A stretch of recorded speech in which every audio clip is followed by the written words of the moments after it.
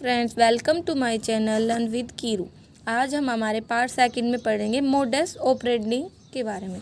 क्या होती है देखो, इसका हिंदी में मतलब होता है किसी की हैबिट्स, मतलब किसी का काम करने का तरीका।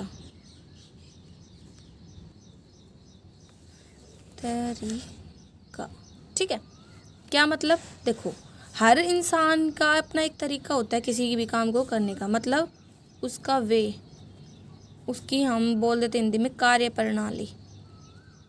ठीक है, इसे क्या बोलते हैं? Modus operandi. क्या बोलते हैं? Modus operandi.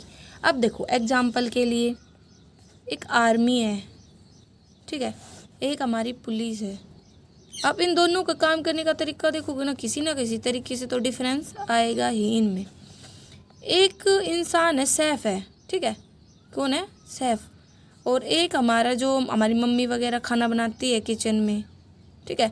इन दोनों के काम करने के तरीके में थोड़ा देखो, दोनों खाना बनाते हैं लेकिन फिर भी काम करने के तरीके में अलग है, क्योंकि मतलब हर इंसान की खुद की पर्सनल थिंग्स होती है। चीज़ सेम होती है लेकिन उसको सीखने का तरीका, उसको करने का तरीका बहुत ज़्यादा डिफरेंट होता है, ठीक है। तो यही बता रखा है मोडस ऑपरेंडी में कि कोई भी पर्टिकुलर वे या कोई भी मेथड किसी भी काम को करने का, कोई भी पर्टिकुलर वे या मेथड किसी भी काम को करने का, ठीक है। एक फैक्टर जो है ना फाइनेंसिंग में, वो क्या करता है? एक परसेंटेज देता है कि मतलब भाई इनवॉइस वगैरह को अपडेट करना। तो मतलब यहाँ पे हमने मोडस ऑपरेटिंग का मीनिंग पढ़ा कि वो भाई कोई भी काम करने का पर्टिकुलर वे, हर किसी का अपना अपना वे होता है। एक जो पर्टिकुलर वे होता है किसी दूसरे से डिफरेंट करता है। फिर हम पढ़ेंगे जो मोडस ऑपरेंडी है और जो फैक्टरिंग है, उनके बीच में मतलब क्या रिलेशन है। अगर प्रोनाउंसिएशन में गड़बड़ कर रही हूँ तो माफ़ करना, क्योंकि अलग अलग वर्ड्स को बहुत सारे लैंग्वेज में थोड़ा थोड़ा अलग अलग प्रोनाउंसिएशन से बोला जाता है, ठीक है।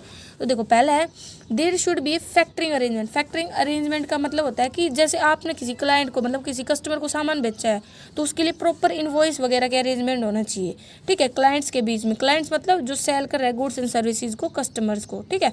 तो एक प्रॉपर फैक्टरिंग अरेंजमेंट होनी चाहिए कि जो भी इनवॉइस वगैरह है वो, और जो भी गुड्स एंड सर्विसेज बेचे हमने कस्टमर को, ठीक है। दूसरा है जब भी गुड्स बेचे जाते हैं किसी भी ट्रेड कस्टमर को क्रेडिट पर, जब गुड्स बेचे जाते हैं किसी भी ट्रेड कस्टमर को किस पर? क्रेडिट पर, मतलब उधार पर, तो इनवॉइस बनाना चाहिए। इनवॉइस मतलब जैसे भाई एक बिल होता है जिसमें सारी डिटेल्स होती हैं सेल वगैरह से रिलेटेड।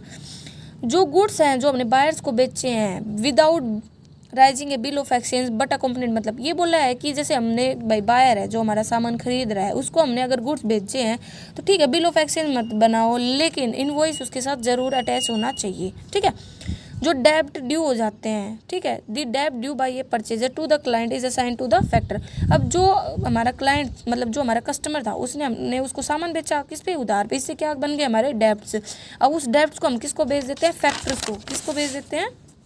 फैक्टर कौन है? वो इंस्टीट्यूशन जो हमारी हेल्प करते हैं डेब्ट को कलेक्ट करने में बाय एडवाइजिंग। और ट्रेड कस्टमर को हम ये बता देते हैं कि अब जो पेमेंट है ना वो तुम्हें किसको करनी है? फैक्टर को करनी है, मतलब उनके बीच में क्लियर कर देते हैं। फिर जो क्लाइंट्स होता है वो हैंड ओवर कर देता है इनवॉइसेस को, मतलब जो भी डॉक्यूमेंट्स वगैरह होते हैं वो किसको? इंस्टीट्यूशन को, फैक्टर को, ठीक है। और भाई शेड्यूल वगैरह फिक्स कर दे, उसकी कॉपी वगैरह, इनवॉइस वगैरह, रिसिप्ट्स वगैरह, ये सब।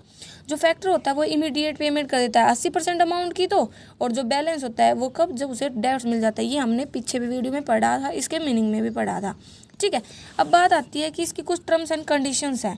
पहला तो जो एग्रीमेंट है फैक्टर और क्लाइंट्स के बीच में, वो एक इम्पोर्टेंट फंक्शन प्ले करता है। तो डेब्ट को साइन करना, ठीक है, ये selling limit of the for the clients की भाई जो भी क्लाइंट्स है वो कितना कलेक्ट करेगा, वो सारी लिमिट फिक्स करना। Condition within which factor will have recourse to the client in, कहता है कि वो सारी कंडीशंस भी क्लियर होनी चाहिए जिसके अंदर जो इंस्टीट्यूशन है, जो फैक्टर है, वो रिकोर्स करेगा क्लाइंट को अगर उसने पेमेंट वगैरह नहीं की।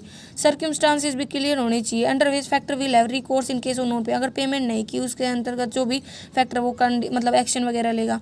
डिटेल्स है जो भी factor payment to the factor, उनकी सर्विसेज वगैरह के लिए, वो सब कुछ क्लियर होनी चाहिए कि कितने टर्नओवर का, क्योंकि देखो वो हमें सर्विस दे रहा है तो नॉर्मल सी बात है, वो हमसे फीस लेगा, कमीशन लेगा, तो वो सब क्लियर होना चाहिए। जो भी इंटरेस्ट दिया गया है, मतलब अलाउ किया गया है फैक्टर पर on the account where credit has been sanction to the supplier, ये सब क्लियर होना चाहिए।